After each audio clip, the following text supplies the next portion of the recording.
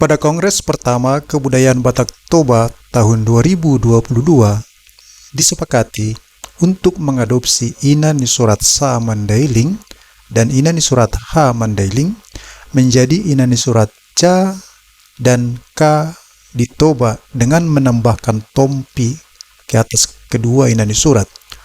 Mengapa kedua Inani Surat ini perlu diadopsi? Hal ini mengingat semakin banyaknya kata serapan yang sudah masuk dan digunakan di bahasa Batak Toba yang mengandung huruf C dan K, sehingga dalam penulisan aksara Toba perlu ada pembeda yang jelas antara C dan S, antara H dan K. Itulah alasannya waktu itu sehingga diputuskan dan disepakati untuk mengadopsi Inani Surat Sa dan Ha Mandailing sebagai Ca dan Ka di Toba.